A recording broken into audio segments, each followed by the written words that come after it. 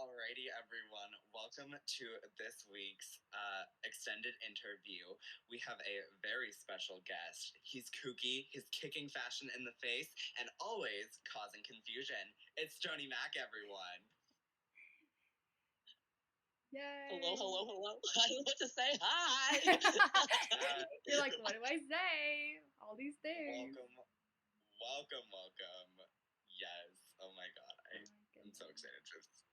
Yes, we are so excited to kiki and talk to you about this week's episode and just some background on Stony Mac. So, getting right into that, as I said, with the background, how did you get into doing drag?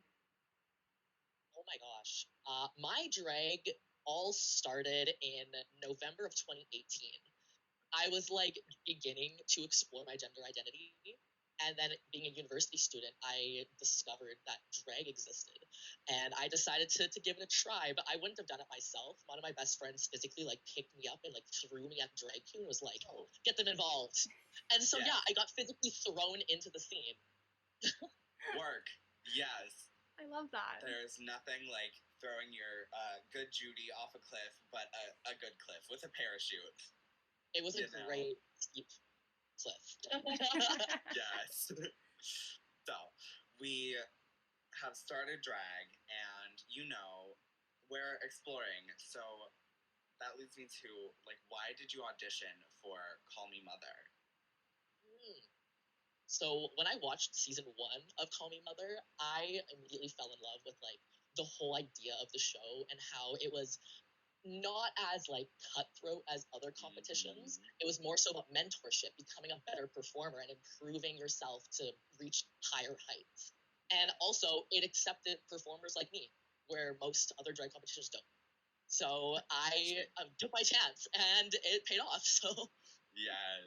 That's a very good point of saying Call Me Mother is inclusive of all different types of drag, and that's something we don't see on drag competition shows very often. So, for sure. So we're gonna go back a little bit to episode 1, when you guys arrived and you stepped out of that car and onto that carpet. What was that feeling? What were you feeling when you first stepped onto the set? All I could think of is, this is a hockey rink. And it was great because they turned it into this stunning, beautiful set, but it was literally just a local town arena, and it was gorgeous. There was high ceilings with all the fancy, production stuff everywhere. I don't know what it's called. There was little QB set up, all these black drapes everywhere, people with microphones. I was like, oh my god, I'm on a TV set. Yes. I love that. That's cool that it was a local arena that they just changed into a set, because apparently they do that a lot.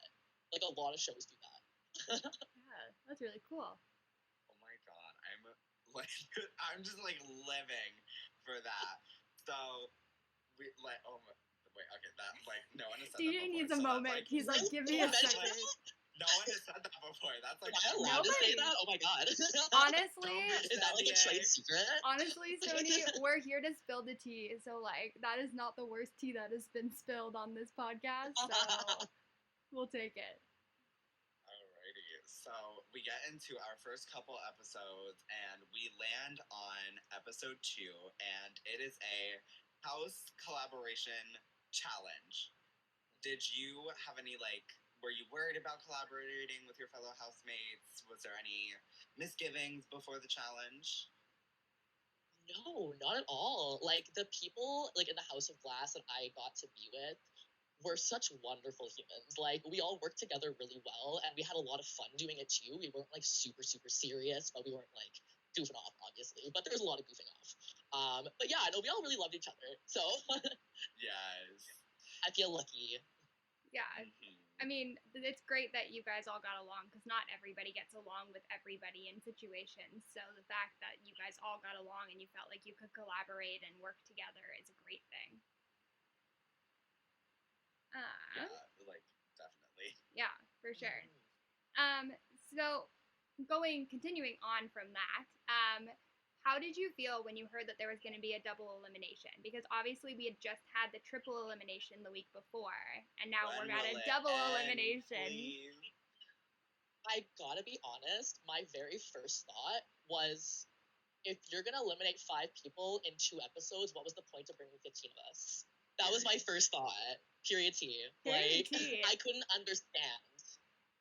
Yeah, no, I fully get that. I mean, even as a viewer, that was my thought too. Like, I mean, also I think because we both do drag, like with us saying it, we were like, well, I understand that you want to like have those like options and stuff for the performers and the different types of performers and give everybody an opportunity, but is this really giving them a full opportunity if you're just going to eliminate 5 of them in 2 episodes? That's a third of the cast in Yeah. 2 episodes. It's insane. Like, the insanity. Were you? I mean, I'm bad at math, so I don't know a third, but you know. Well, okay, DJ, here. There's 15 of them, yes? Okay. Okay. Yeah. And 5 go home. Okay. Okay, that leaves 10. So then It there would be, if you split them into, divide them by 2, that would be 5 and 5. Okay, carry the 1, square root, pi. So we're left with like 7.5 queens, right? No! Oh. Math, not the strong point in this family. Okay. Oh my goodness. Well, clearly. Oh my goodness. So, can you tell us a little bit more about your runways for this week? Oh my god. Where do we begin? Where should we start? Oh boy. Let's start with like the start wherever you want to runway. start. Yeah. You go for it. Okay. So there was, how do I organize this? There was a lot of confusion surrounding this challenge and prompts. So I'll try to like summarize it from my perspective of being at home and getting the prompt list up until the actual being there on set. Okay. Yeah. It gets a little confusing because a lot of things weren't shown on TV. A lot of the audiences don't see a lot of what happens. Right. But this was my experience. So I'll start by saying that what I wore on the runway was not what I planned on wearing. Oh, and it actually didn't have anything to do with the runway. I had to improvise. Yeah. So at the very beginning of being casted, we were given our like little prompts and stuff. Yeah. And we were given our one for family photo, and that was the first prompt we were given. And it just described as like, interpret however you will. Okay. So I went and started doing some research, and I recall that in season 1, they had a similar like family photo challenge where everybody in the houses dressed in outfits that were more like together and like looked like a full family, and then they walked on the runway like that. And so I went, oh, maybe this is what we're talking about, and we're going to be doing like walking with our families and looking at cohesive looks. So I prepared multiple sets of looks that I brought with me that would match in like color and style. I love that. To match people. And I arrived on set and was looking around, and I was like, people have a bunch of different ideas of like what this meant. All of us were kind of interpreting it different ways. And then on stage, they announced that the challenge was family photo values. And all of a sudden, we were going to be judged on how our outfits related to our like drag families, ourselves as performers, or the importance of like drag in ourselves. And I immediately was like, oh no. This is not what I thought that this interpretation was. Yeah. This is not what I signed up for. And I know there was one other performer too who interpreted it in a similar way, who was like, oh no. Yeah. We don't know what's going to happen.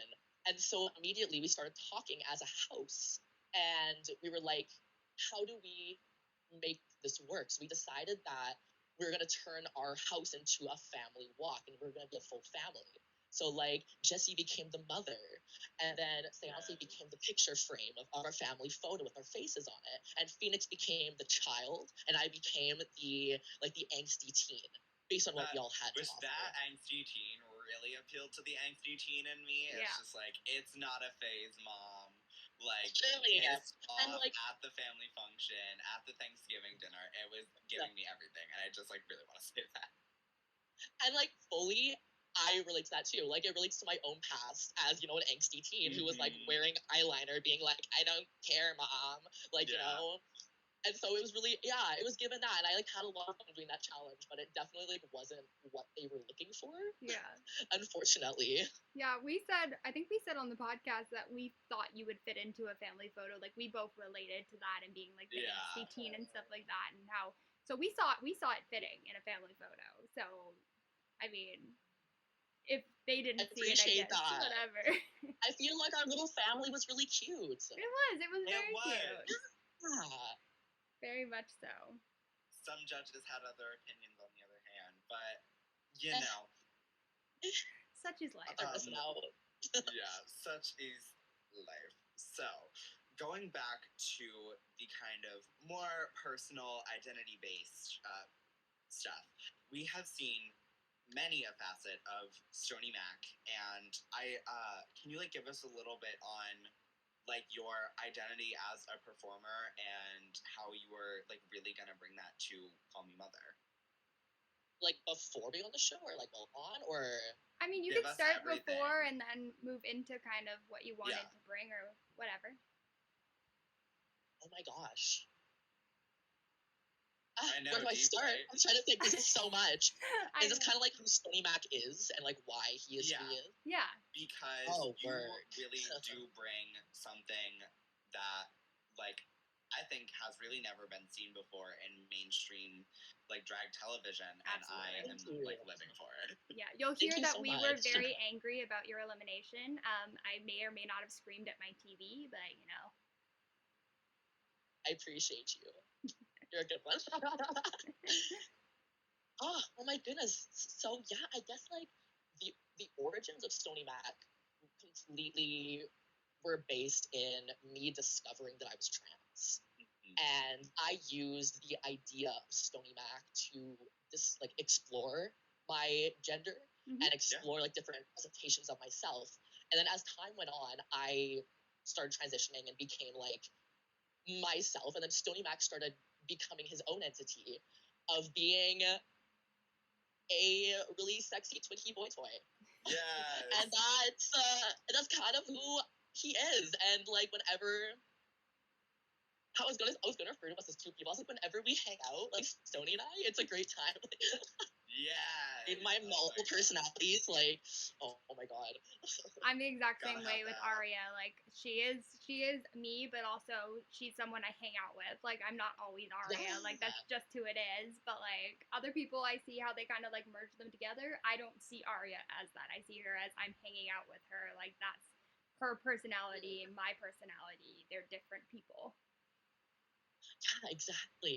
It's wild. But yeah, like when I went on the show, I really just wanted to present like masculine androgyny, and I wanted to present that through a really kooky, weird lens. I use kooky a lot, but like I'm a fucking kooky. Can I swear on this? Yes, absolutely. Okay, I'm a fucking kooky person. Like I'm super weird, and Stony just like really exemplifies all of that. Yeah. I mean, here on We Are So Not Straight, obviously, you know, we live for the kook, we live for the camp, we live for all things curvy, and I just, like, I sound like a broken record, living for you, just putting that out there again. Like, Stony was just really giving me everything this season. Like, absolutely. Just, yeah. So, basing off of really growing as a performer and everything like that, do you have any advice for baby performers? Oh my gosh, where do we begin? I have so much advice. I love advice. We love it because we're both baby performers and we love to hear the advice. It's been really cool doing these interviews because we've had advice from all different people, so we love hearing it. I would say that my biggest piece of advice is always the most important thing is that you are having fun. If you aren't having fun on stage, the audience can tell, and it doesn't make it fun for anyone. And I relate to this because I like show my emotions through my face a lot. Yeah. And I was told a piece of advice once. This person came up to me and they're like, I don't know if you know this, but I could tell you had a bad day when you performed today. Oh, and that affected me so much. I was like, holy shit. I yeah. show my emotions. Like, I have to figure out like how to enjoy myself and how to have fun. So I like don't do that. And it changed everything for me. And now I like work through like exercises to make sure I'm like ready to go and like happy and ready to prepare for my performances. That's awesome. No, I love that. I'm the same way. Like, I show my emotion. I mean, you can ask DJ. I show my emotion on my face very easily. Oh. I do not hide it well at all. So No. Don't play poker with Michaela. Yeah, don't play poker with me. I don't have a good poker face. Oh my god, me neither. It's okay.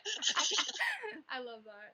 But yeah, no, that's really great advice, because I find myself having that problem too, especially if you go into a situation and you start with like you're really excited about the performance, and then something happens and you're like, now I got to get back into that mindset of being excited for the performance, because people feed off of, I feel like we as performers feed off of people's energy, but I also think that people feed off of our energy too. Yeah. So it's 100%. Yeah, so it's one of those things. So that's really great advice. So obviously, unfortunately, your run on Call Me Mother is done. But what is next for Stony Mac? For now. We'll say for now. But what is next for Stony Mac? Oh my goodness. Well, once I can leave my city, because I am interning, it's always fun when you're stuck in work. I want to travel. I already have connections in a bunch of parts of Canada with all the different contestants from Call Me Mother, and I am working on making arrangements to go visit them and do a little performing here, Please performing come there. to Vancouver. If you come to Vancouver, I will come watch you. That's one of my first stops I want to do. Yes. Yeah. Because like Justin and I to Vancouver. So everyone, we are so not straight, is packing her bags and road trip everyone. Road trip to Vancouver. Yeah, fully. Because like Justin a bit and I are like besties, and we're gonna do a show, and we're already planning it. That's awesome. No, I will definitely be coming then, because I want to obviously see you perform. I adore you, so I wanted to come see you perform, obviously. It's always a fun time. Yes. Alrighty, so we are coming up on just about the end of our time. This is your time to shine. Where can we find you? Give us the socials, give us everything. Oh my gosh. If you didn't remember what my name was, hi, I'm Stony Mac. You can follow me on Instagram at stony.mac. And you should book me for gigs because I'm great. Yes. Yes. Do it. Book Stony Mac, please. Get Stony Mac to wherever you want to get Stony Mac to, please. That'd be awesome. All right, so I think that's about it, but we want to thank you so much for coming and interviewing with us. We really appreciate it, and we cannot wait to see what is on the horizon for Stony Mac. Thank you so much for having me. This was great. Yes. All right. Thank you so much.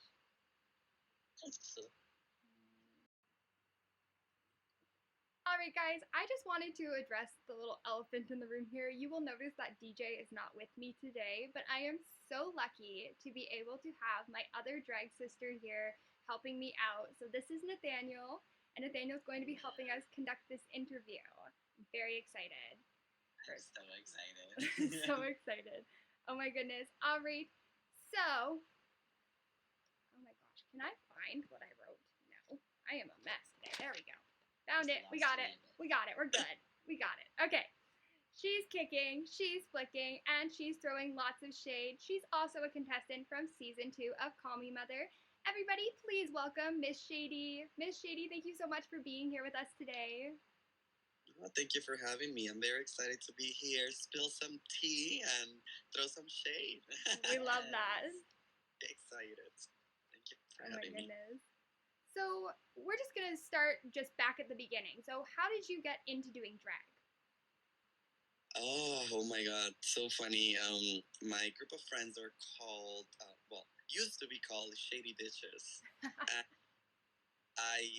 One of the performers here in Toronto was doing a drag master class for the city, and she was like, "Oh, do you want to like join and get into drag?" Because I was already a dancer when I was in high school, and I always wanted to get back into it. You know, my parents always enforce me. Oh, you gotta go to school. You gotta be a doctor like your brother or whatever. And I wanted to be a dancer. I wanted to be a singer or something like out of the blue. Well, my mom is a singer and my grandpa was also a musician. But my grandpa was always be like the same way that my mom. Like, no, you need to go to school. You need to study, whatever. So I'm glad that opportunity happened. And then my group of friends, when I started doing open stage to get my name out of there, they were like baptized me as Miss Shady because they were the shady bitches. So they're like, "Oh, you're gonna be our Miss Shady." So I'm glad I got the opportunity to start. I started from the bottom to being booked Wednesday through Sunday. So full time drag. It's awesome. That's amazing. So my next question is for you, because especially in the past few years, we've seen this huge explosion of drag on television. So many drag shows out there, so many drag competition shows, and why now for Call Me Mother? What specifically made you be like, Call Me Mother? I want that. I actually applied for season one, and I don't know if I'm allowed to say this, but I'll say it. I made it all the way and just caught very short at the end. And I was doing the application with Sanjina from season one. And we were like so like sisters. We're still are, but like at the time we were like this. She got the call, I didn't, and I'm like, oh. But what it made me apply was like the opportunity to be different. You know, I was always that weird kid that wanted to be different. Yeah, I look like a woman, but I'm serving fish, but sometimes I serve dead, like today's episode, this week's episode. So I like to be weird. I like to be different. And DJ, if you've seen this, there you go. That's my answer to you. Because he was oh, he was like, oh, I would like to see some more than kicks and just the regular drag. And I'm like, well, you saw something different this episode. Thank you. He definitely did. Yes. And like I said to you before we started this interview, he praised you very highly on the runway this week. So very highly. You better come in front of the three of you. So I'm waiting. I am waiting. Oh my gosh, we would love to. I am there. I I'll mean, bring my cake, Chella, Phoenix, all the girls. Let's do it. yes, We we haven't love that. publicly announced our house name yet, but House of Blank. Blank coming soon to Toronto. I'm waiting. We'll make it happen. It'll happen. All right, so going back kind of just a little bit to the first episode, you guys step out onto that, from that car to that carpet. What was your first thought stepping out onto the set for the first time? Oh my god, I was very, very intimidated. I was very scared. Because, like, I am a performer, but, like, when I'm in a new setting, I'm always, like, feeling the adrenaline. I'm mostly excited. But at the same time, it's like you have never touched that floor before. So I'm like, I don't want to fall. I don't want to trip. I don't want anything happening bad. So that's, like, my thinking. Yeah, totally. And seeing like all of because obviously there were 15 of you when you guys first like arrived and stuff too. Were you like shocked that there was that many of you? Yeah, honestly, I was expecting 10 to 12. I was not expecting 15. And I'm still shocked until this day. Like in the first episode, 3 girls went home, and I'm like, I was very confident already. Like when I got there, my first thought is like, oh, just one girl is gonna go home tonight. So like I'm confident that I'm gonna like 3, 4, 5 episodes. But I wonder why do they brought so many? Yeah. You know, I'm in the same headspace like Michaela because I heard the first episode with her, and I'm like in the right mindset as her. Like I was very shocked. Yeah. Yeah, it was definitely shocking for everybody involved. 2, but 3. Yeah. Yeah. But once you got into your house on the show, just general feelings. How'd you feel? First impressions of kind of your house that you got into, but also how do you feel about how you all work together, and what was it like working with them? I mean, I chose Barbera over Peppermint. You did, and I said that. I was like, I was shocked when you did that. Like my jaw dropped. I was like, oh my gosh, the fact that she picked Barbada over Peppermint was like. In my headspace, like at the time, like with Sanjana, like Sanjana is like, pick Barbada. She's gonna like bring you all the way because she's very like motherlyhood, and she's gonna take care of you. And she did well. It lasted. And my drag mother also told me the same thing because I have a house. I have a mother, but now I have a second one, and she told me the same thing like the night before. It's like choose Barbera, choose it, and with the House of Harmony, like I feel I don't know, like everybody had one thing to bring, which was like great. We were like the powerhouse. I feel. Mm-hmm. Awesome. Yeah, I mean, you'll hear it in the podcast that I just recorded, but we said that we didn't think that House of Harmony should have had to lose someone this week. We felt that you Right. guys were the strongest out of the entire, like package wise for this week. We felt you guys were the strongest, so we were really shocked when someone had to go home from your house in general. I think on the challenge, like we did the best challenge. We got the highest score, and in the runway, like just by 1 point. It was Like 1 point off, and I was like, oh, like I didn't see that coming. I thought for sure. No, definitely. Speaking of the runways and the presentations, can you tell us a little bit more about the background of your runway this week? Because I know it was very personal to you.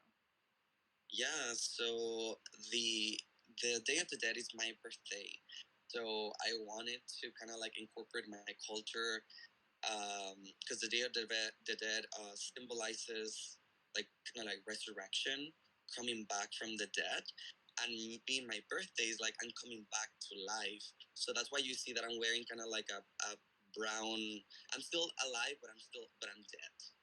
And then my parents are not together anymore, so bringing like the picture and a little like um, resemblance with the flowers and the candle is like I wanted for at least one moment bring my family all together again like we used to. The black dress, it has some roses. um my seamstress, a little shade. It was supposed to go all the roses all the way like a train, but when I got the dress, it was not made like it was supposed to. So when I got the dress, I'm like, okay, I will work it out, and I'm still gonna look stunning, which I did, but it didn't look like all the way till it was supposed to. That Yeah. makes sense. But yeah, that's the meaning of it. Awesome. That's really, especially the note that you touched about with your family. That like really spoke to me. That was really sweet. But also, I feel like now, like kids are raised with parents that are like they're separated or like divorce is here, divorce is there, like and stuff like that, or one parent, you know. So in that way, if any kid feels connected with that, like more than happy. Mm-hmm. To show a bit of like I'm here, you know. I'm here to listen. I'm here for because I'm going through the same thing. I love that. And you kind of already answered it, but kind of backing off that last question, just with the show as a whole, how did it feel like bringing your culture to the show, and like what did that mean for you? Oh, the most like when when um when I was I don't want to cry. Like I'm trying. I have 2 shows more after here. I don't want to. I'm not really like so like you know. Setting spray. Right. I just got I saw Patrick Star on. He came to the show on Wednesday with Priyanka, and I'm like, oh my God, that's awesome. You're like, I need that setting spray. Give it to me. But when I was little, when all that happened with my parents, because they were politicians, we had to flee to the state, the burner stuff. Um, I had to learn a different culture, a different language, another type of friends, another lifestyle, and it was hard for me because I was bullied all the time, and I had to pretend I was somebody else that I was not. Because there's this term that they will call me mojado. So I'm in the south of the states with the north of Mexico. There's a river in between. Mojado means wet. So illegally you will cross the river and you will be wet. So they will call me like that because I am Mexican, you know? So being called like that I didn't speak English and not feel welcome, even by my own siblings, Mexican Americans, like it was very hard for me. That's why like it was important for me to bring it to this show and finally being able to be me and embrace it, you know. You're gonna make me cry. Yeah, I was about to say that's beautiful. That's so like beautiful. we can definitely tell like that it was so important to you, especially with like your runway last week, and then also your runway having that as well this week, and playing into that, and getting to see that in that way as well. So it's really cool to be able to hear a story like that. Thank you. So going into after these things have happened, how did you feel when you heard there was going to be a double elimination? Because obviously you had the triple elimination last week, and now we're going into a double elimination. What were your thoughts on that? I'm like, where's the budget? I'm just kidding. No shade. I'm just kidding. No, I was honestly not expecting double elimination. I was like, why? I was thinking about like the moment that they were gonna choose stuff and they chose me. I was like, can I lip sync? Like, I'm here to send Stony home. Like, I'm ready to dance. Yeah. I'm ready to keep me. But then I just kept it to myself. I was like, you know what? What if they say no and I don't want to ridicule myself on TV? But very shocked by two people. I was very shocked because people deserve to show more. Well, and that's exactly what I said about last week, was that I felt like we didn't get to see enough of the eliminated performers from last week. And the same thing goes for you and Stony this week. Like, I feel like we didn't get to see enough of your package and what you were bringing to the competition. And it was sad. The runways. Oh. Like, all the were very intimidated when they saw those runways. I hope so. In a good way. I may have heard from like a little birdie who told me that you probably had the best package of runways out of the entire cast. So I spend the money. Yeah. And like 50% of the category counted as the runways. So that's why I'm like, it doesn't make sense.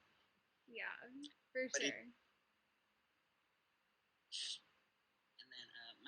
I think, yes, this is my last question. So, just in general, for what advice would you have for quote unquote baby drag performers, or performers like me and Mikhail, who we've been doing drag for about a year or so, but are like on the brink of starting to perform out into the world?